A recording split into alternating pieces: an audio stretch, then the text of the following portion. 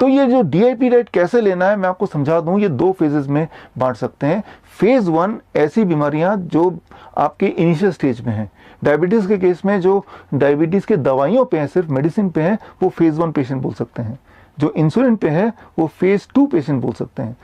या फिर heart disease में जो सारे कामकाज कर पा रहे हैं लेकिन जब सीढ़ी चढ़ते हैं तब थोड़ा एंजाइना होता है, दर्द होता है, या जब भारी भरकम काम करते हैं तब पेन होता है, तो फेज 1 पेशेंट। या फिर ऐसे पेशेंट जो उठते बैठते हमेशा दर्द ही दर्द रहता है, फेज 2 पेशेंट। या फिर ऐसे पेशेंट जो 10 साल से ज़्यादा हो गए दवाई खाते खाते आराम नहीं मिला, फेज 2 पेशेंट। कैंसर के केस में स्टेज 2 कैंसर तक बोलेंगे फेज 1 पेशेंट, उसके बाद बोलेंगे फेज 2 पेशेंट।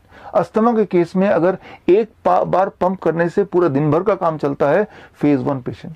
अगर 2 बार 3 बार 4 बार लेना पड़ता है तब आपका काम चलता है, फेज 2 पेशेंट। जो फेज 1 पेशेंट है उनको सिंपल DIP डाइट पे रहना है, और डाइट पे रहने से कितने दिन में आराम मिलेगा वो सारा कुछ आपको उस वीडियो में दिख जाएगा। और फेज 2 वाले जो पेशेंट हैं वो फेज 2 वाले पेशेंट को DIP डाइट माइनस प्लेट 2 इन लंच। लंच वाला जो प्लेट 2 है उसको खत्म कर देना है फेज 2 वाले पेशेंट को, तब तक खत्म रखना है जब तक आप फेज 2 में हैं। और जब आपके सिम्टम या आपकी दवाइयां टेपर करते करते फेज 1 में पहुंच गया, तब DIP डाइट जो स्टैंडर्ड DIP डाइट है उसे फॉलो करना है, उसे जिंदगी भर फॉलो करना है। और जब उसे फॉलो करेंगे, स्टेज 1 के पेशेंट के लिए मैं बोल रहा हूँ, फेज 1 के पेशेंट के लिए बोल रहा हूँ, तो हफ्ते में एक दिन एक मील चीटिंग डाइट भी चलेगा। चीटिंग डाइट का मतलब ये है हफ्ते में एक बार जो मर्जी खाओ तब भी चल जाएगा। मैं ये बोलना चाह रहा हूँ कि आपके टेस्ट के अनुसार जो भी आप खाना चाहें उसकी अनुमति है, लेकिन कभी कभी ताकि हेल्थ भी मेंटेन करें और साथ में अपना टेस्ट भी मेंटेन करें, दोनों का एक अच्छा कॉम्बिनेशन। अच्छी बात यह है कि कुछ दिनों में, मैं महीनों की बात नहीं कर रहा, कुछ दिनों में आपकी दवाइयां भी छूट जाएंगी और आपका हेल्थ भी अच्छा होने लगेगा, ऊपर से आप लाइफ का मजा भी उठा पाएंगे। तो ये तो बात हुई क्रॉनिक डिजीज की। अब बात करते हैं एक्यूट डिजीज। एक्यूट डिजीज में आता है फ्लू। फ्लू मतलब जब बुखार आ गया या लग रहा है कि बुखार आ जाएगा, या कमजोरी सी फील हो रही है, वीकनेस फील हो रही है, तो जैसे ही पहला सिम्टम आएगा आपको यूज करना है 3 step flu diet. 3 step flu diet क्या है? वो सिर्फ 72 आवर्स में ठीक करता है। अब इसके बाद एक्यूट डिजीज, मान लो चेहरे मुंह के अंदर कोई छाला पड़ गया, कोई अल्सर हो गया, कोई सोर हो गया, या फिर कहीं दांत में दर्द हो गया, तो क्या करेंगे? तो जो रूल है वो है DIP डाइट ब्रैकेट में लिक्विड, यानी कि लिक्विड फॉर्म में बना देना है DIP डाइट को। यानी कि जो प्लेट 1 है या फ्रूट ब्रेकफास्ट है, सबको मिक्सी में घोल के अलग अलग उनको स्मूदी के फॉर्म में पीना है 3 से 5 दिन। 3 से 5 दिन माइनस प्लेट 2। प्लेट 2 को 3 से 5 दिन हटा देना है, 3 दिन मिनिमम, मैक्सिमम 5 दिन। साथ में क्लोव ऑफ गार्लिक, लहसुन का एक टुकड़ा, उसको आप कूट के थोड़ा सा उसको वहीं पे रखिए जहां पे पेन है। अगर तो पेन है, अगर तो सो रहा है तब नहीं करना है, लेकिन दांत में दर्द है तो लहसुन का टुकड़ा भी रखना है, दिन में 1 बार 2 बार 3 बार आपके दर्द के अनुसार। तो इतना ही कर लेंगे तो मुंह से जुड़े हुए जितने भी सारे प्रॉब्लम्स हैं वो 3 से 4 दिन या 5 दिन तक ठीक हो जाएगा। और उसके बाद अब आप गांठ बांध लीजिए कि आप DIP डाइट पे ही रहें ताकि किसी तरह का कोई लाइफस्टाइल डिजीज आए ना।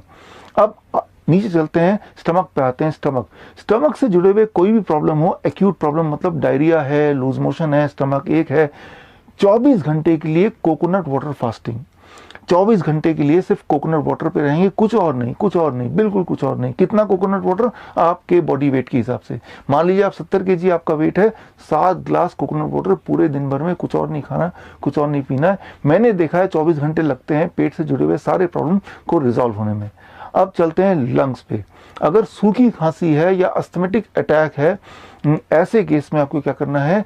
DIP डाइट के साथ टर्मरिक, ये टर्मरिक लेना है, हल्दी लेना है। हल्दी का एक टुकड़ा कितना बड़ा होना चाहिए? टुकड़ा आपके नेल के बराबर, थंब के नेल के बराबर होना चाहिए। और ब्रेकफास्ट से पहले एक टुकड़ा चबा चबा खाएंगे, लंच से पहले एक टुकड़ा चबा चबा खाएंगे, और डिनर से भी पहले एक टुकड़ा चबा चबा खाएंगे। मतलब DIP डाइट के साथ आपको इसको खाना है। कब तक खाना है ये? जितने दिनों तक आपका चेस्ट कंजेशन रहेगा, जितने दिनों तक ड्राई कफ रहेगा, जितने दिनों तक आपका रेस्पिरेटरी अटैक रहेगा, तब तक करना है। वो 3 दिन भी हो सकता है, वो 1 महीना भी हो सकता है। 3 दिन से लेकर 1 महीने के बीच में उसको करना है। तो ये है रेस्पिरेटरी प्रॉब्लम का सोल्यूशन। अब आते हैं किसी भी तरह के पेन। अगर आपके घुटने में पेन है, रीढ़ की हड्डी में पेन है या सिर में हेडेक है तो उसके लिए aloe vera number 1, aloe vera gel not from the bottle, plant. Aloe vera का पौधा घर पे परमानेंट रख लीजिए। एलोवेरा का पौधा में से एलोवेरा स्क्वीज करके निकालिए और जहां भी दर्द है 5 मिनट उसको मलिए। और सिर के अलावा बाकी कहीं भी अगर दर्द हो, मलने के बाद हॉट फर्मेंटेशन मतलब हॉट वाटर बैग लीजिए और उसको रखिए उस जगह पे जहाँ पे दर्द है, और उसको जब तक रखिए जब तक आप वो ठंडा नहीं हो जाता, थोड़ा भी अबाउट 30 सेकेंड, फिर उसको दोबारा गर्म कीजिए और दोबारा उसको रखिए। ऐसा 15 मिनट का एक प्रोसेस कीजिए, आपको आराम मिलेगा।